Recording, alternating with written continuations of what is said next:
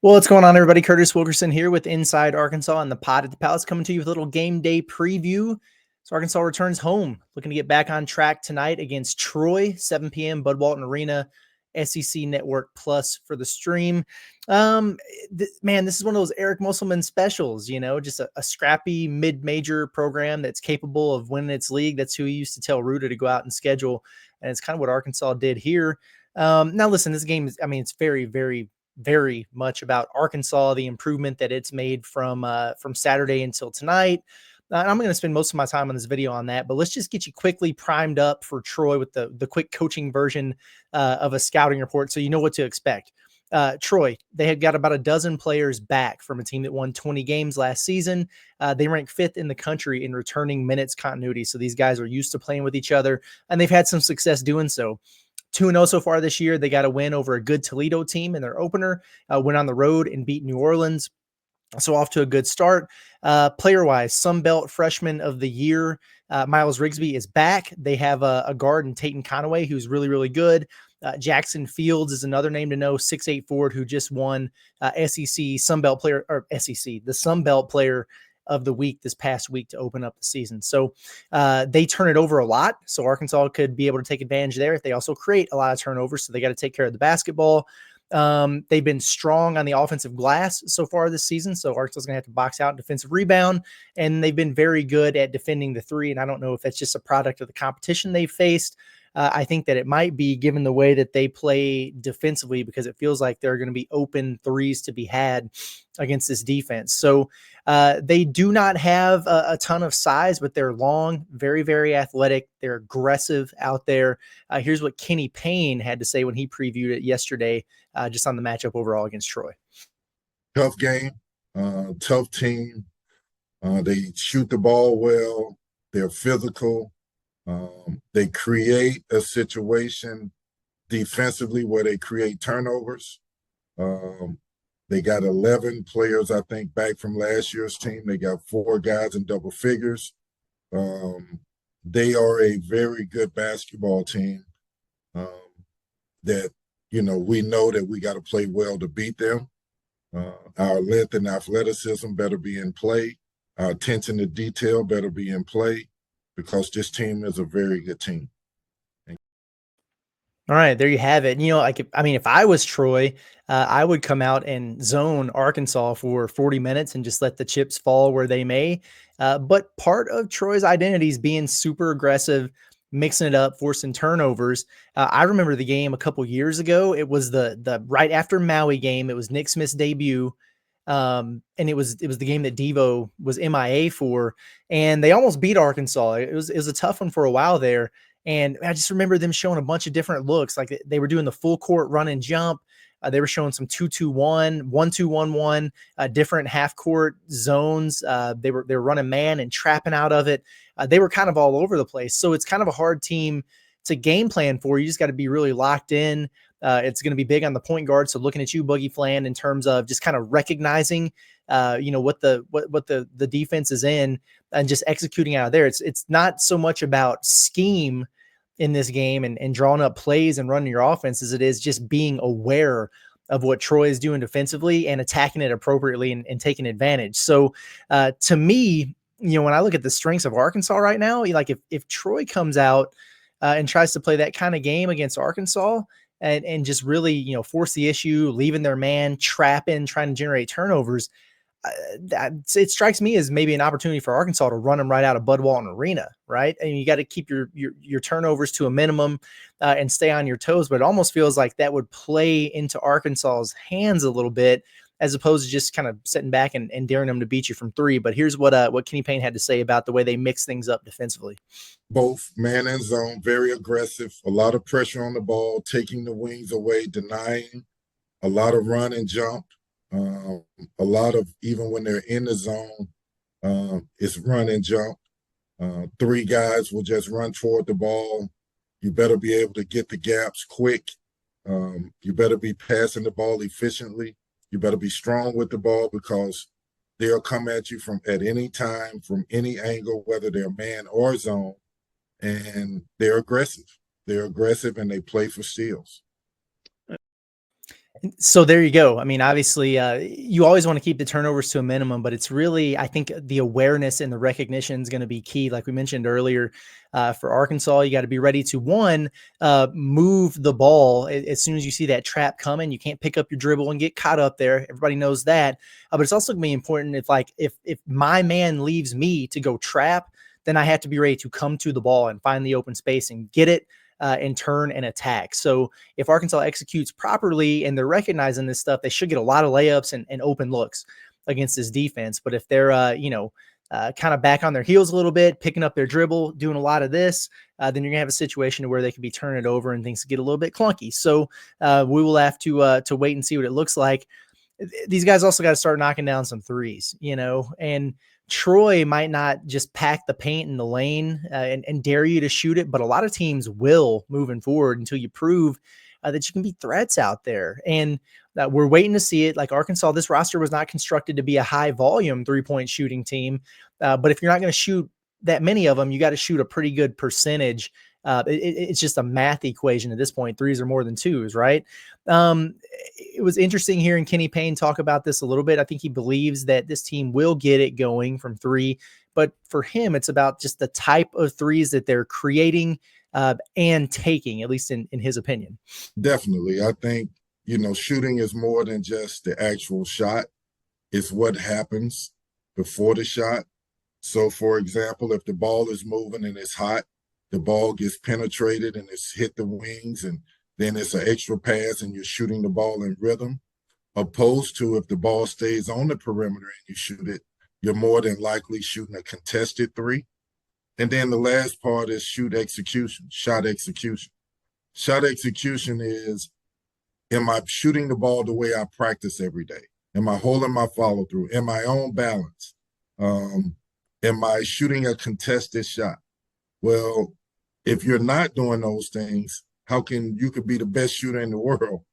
It's not going to go in unless you shoot it the way you shoot it in practice.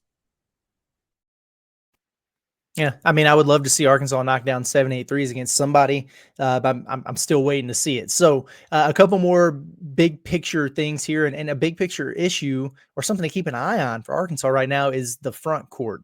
And if this team is going to reach its ceiling this year, they have to have a healthy and full strength Jonas Adu, and he's just not that right now. I think that's very clear. Cal said on his radio show on Monday that Jonas probably shouldn't have played against Baylor, that maybe he's 70, 80% out there right now. And I think there's a fine line between knocking the rust off and getting yourself into game shape and being healthy, right? So if he didn't think he should have played against Baylor, is he going to play him against Troy? Like, are we going to see him? I don't know for sure. I mean, I guess we'll just have to find out what that looks like this evening at the game. But if you do see him, has he made any progress in the last few days? Obviously, Kenny Payne was asked about just kind of Jonas and where things stand with him right now. Jonas Adu is a really good basketball player. He's proven that. He's fought a bunch of injuries. He's getting healthy. We're just trying to bring him along slowly. I expect him to get better and better every day. He's doing his preventative stuff and his maintenance stuff with therapy and as such. But Jonas is going to help us. He's going to bring a physicality to this team that we sorely need. He's going to bring rebounding to this team that we sorely need. He's a big guy that sets great screens. We just got to continue to allow him to get healthy so that he can help us. Yeah, I mean, and if that means, just really setting out and making sure he gets to 110% before you bring him back out there, I'm fine with that. Or if the key is to just get him comfortable with his feet and his legs back underneath him and you play him against Troy and in some of these other games, then I'm cool with that too. Whatever the pathway, though, to his point, to getting a 100% healthy and effective Jonas Adu, they got to do it. And if that means sacrificing or putting some things at risk here early on, that way you have every bit of him later, then that's that, because I do think he's that big of an X factor to this team moving forward, especially once you get into to some bigger competition. In the meantime, Arkansas's got to get more out of guys like Trevin Brazile and Big Z. Now, I actually think Trevin has done some really good things. I think he's playing hard. He's being aggressive defensively. He's never going to be a physical specimen, so people can stop talking about that. But is he impacting the game in positive ways? Is he working hard on the glass? altering some shots, coming up with some steals? Yes, he is. I wish that he would be more aggressive looking to score. And he's been getting out in transition, getting some dunks. That's good. But again, like we go back to Arkansas needing 3-point shooting, he's a guy that can help him with that. I'd like to see him be a little bit less hesitant when it comes to pulling the trigger on those things. He's had some open looks from the corner that he's passed up. As far as Big Z is concerned, we'll play a clip here from Kenny Payne. He has improved, but he does have a long way to go, particularly with some stuff on the defensive end of the floor. And that's something they got to continue to work on him with, because you got to have him. And he's so valuable with some of the things and the unique skill set that he has offensively with his size and ability to block shots around the rim. But he's got to be more effective when teams are able to draw him away from the rim, whether that's with a stretch big or just in ball screen, pick and roll action. But here's a little bit about what Kenny Payne, who is the quote unquote big man whisperer, had to say about the big sophomore forward. I think he's gotten better.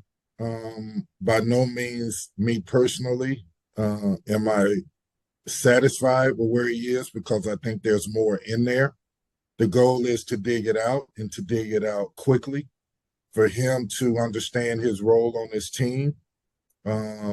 Really, Z is a freshman. He went to Kentucky last year and he wasn't really cleared to play till late. And he didn't get a chance to get a rhythm into college basketball. So this is his first time. And he's learning. He's learning the responsibility of being in shape. He's learning the responsibility of bringing a physicality to this. And the responsibility of, you have to be the last line of defense and create rim protection for this team to be successful. We need him. We love him. He has gotten better, but we got a long way to go. Yeah, so there you go. And just a couple things here to wrap up. Cal did mention on his radio show that things are starting to move around some on the depth chart. I don't know if that means starting lineup wise or not. For me, in this game against a run and jump team, a trapping team like that, I think you need as many ball handlers on the floor as you can have without giving up too much size. I would probably go with something along the lines of, Boogie Flan, John L. Davis, DJ Wagner, Adu Thiero, and probably Trevin Brazil, honestly, especially against a Troy team that, they're big men, quote unquote, are in like 6'8", 210, 6'9", 210. And so not the biggest, most physically imposing guys. So it might be a pretty good matchup with him if you need to go small ball with Trevin at the 5. But I do say that with a couple caveats. One, Billy Richmond is definitely one of those guys who's moving up on the depth chart. I don't know where that fits in terms of a starting spot, but I bet he does play more. I bet we see more minutes out of him, especially if he's going to be impactful on the defensive end. And then in a game where you might have some transition opportunities or getting to the rim, it seems like that kind of plays into his strengths, right? Doesn't on paper look like a great matchup for Big Z, especially if this is kind of a track meet, if you will. But he could be effective against a team that's going to trap a lot as a passer, as an easy lob threat. If his man is the trapper, if he can keep pace defensively, he's going to get his opportunities. We'll see what it looks like. And then if there were ever a breakout moment for Carter Knox, I think this could be it. If Troy really opts to press, because at this point it's about, not so much about scheme and overthinking the system and where you're supposed to go on a specific play. It's go get a bucket, create. Like it's almost like, playing against chaos. And right now where Arkansas is just trying to get that on floor continuity, this could be a good thing because it's a game where players make plays. And I think that's where Carter Knox could really thrive right now. So I'm looking forward to watching this one. Ken Pom favors Arkansas, I think by 13. The last time I checked the Bet Saracen line, it was 13.5. I like the Hogs here, probably in the 15 to 20 point range. So I'll take them to win and cover in this one. But we'll see how it goes. Guys, make sure that you stay tapped in as soon as the game goes final. Shortly after that, we're going to be starting up the Pot at the Palace post-game show. It'll be Andrew Ellis and I tonight. Looking forward to that. Appreciate you guys for tuning in, and we look forward to seeing you this evening. It's been Curtis Wilkerson with Inside Arkansas and the Pot at the Palace. Everybody have a good one.